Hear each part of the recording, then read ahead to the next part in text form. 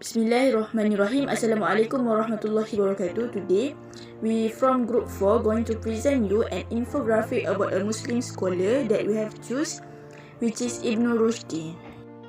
Now we will look at his background. He is descendant of an influential Andalusian family, and his education is he following the traditional path, beginning with studies in hadith, linguistics, jurisprudence, and scholastic theology.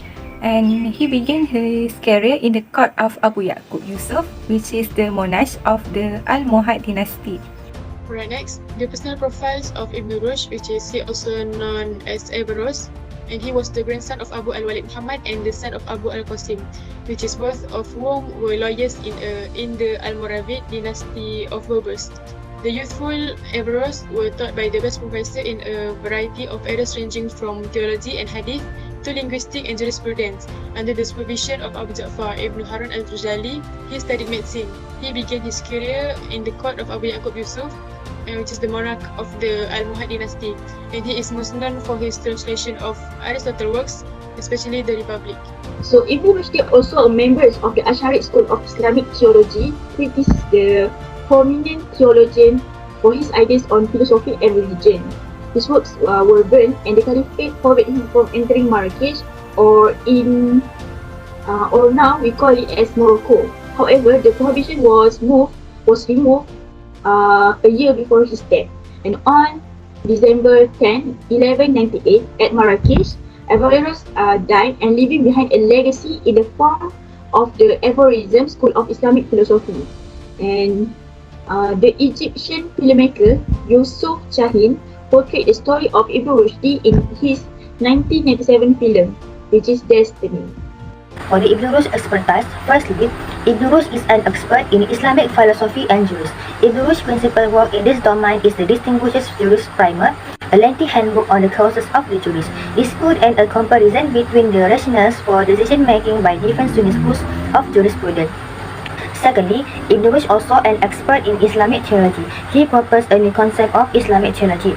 The aim is to make theology not merely as an empty religious dogma, but rather to become a science of social struggle and to make faith function as a cornerstone of ethics and motivation for human action. Therefore, Ibn Rushd's ideas related to theology tried to transform the theocentric traditional theology into anthropocentric, which are from God to woman, from textual to contextual, and from theory to action. These thoughts are based on a minimum of two reasons. Firstly, the need for a clear ideology or ideology during a global struggle between various ideologies, and secondly, the importance of a new theology that is not only theoretical but also practical, that can realize a movement in history. To overcome the shortcomings of classical theology, which are considered unrelated to social reality, Ibn Rushd offers two theories which he calls as firstly Dalil al-Inayah and secondly Dalil al-Iqtirab. The expertise of Ibn Rushd. Ibn Rushd is a master in jurisprudence and law. He is also a highly regarded legal scholar of the Maliki school. His best known work is in this field is Bidayat al-Mujtahid wa Nihayat al-Muqtasid, a textbook of Maliki doctrine in a comparative framework. He is also the author of Al-Bayan wa Tahlil wa Syarah wa Tawjih wa Ta'lil fil Masail al-Mustahrajah, a long and detailed commentary based on the Mustahrajah of Muhammad al-Qurtubi. He wrote a legal methodology and language and a wide array of topics such as land, taxes, cleanliness, and government's responsibility towards non-Muslims. Contribution Ibn Rushd in the field of astronomy. As the Pace and Ibn Tufayl, Ibn Rushd criticizes the Ptolemaic system using philosophical arguments and rejects the use of eccentrics and epicycles to explain the apparent motion of the moon, the sun, and the planets. Furthermore, contribution Ibn Rushd in field of physics. In physics, Ibn Rushd did not adopt the inductive method that was being developed by Al-Biruni in the Islamic world and is closer to today's physics. Rather, he was in the works of historian of science Gleisner, exegetical scientist who produce news about nature through the discussion of previous texts, especially the writings of Aristotle. Because of this approach, he was often depicted as an unimaginative follower of Aristotle, but Lesnar argues that Averroes' work introduced highly original theories of physics, especially his elaboration of Aristotle's minima naturalia and on motion as formal fluence, which is were taken up in the West and are important to the overall development of physics.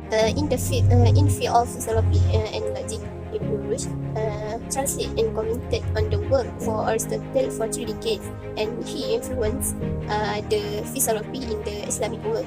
And in his work, Fas al-Maqal, which is in English title, this decisive treatise, and he emphasized the importance of analytical thinking to translate the Quran. In the field of medicine, which one of his book is Kulliyah Fit-Tibb, which was translated into Latin in 1255 years by Bonacosa, a Jew from Padua, and the book was later translated into English with the title General Rules of Medicines. And while in the field of society, Ibn Rushd extend to the fields related to society when he tried to divide the society into two groups, namely the elite consisting of philosophers and the public. So the books that produced by Ibn Rushd is Fas al-Maqals, meaning the decisive treatise. So this book tells about the importance of thinking analytically to translate the Quran, and also this is contrary to the view of Islamic scholars, because of the interpretation to the Quran needs to be placed on the source of hadith.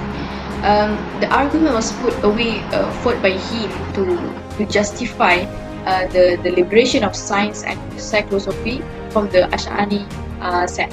So this has led some scholars to consider Ibn Rushd as the father of the secularism in the Western Europe.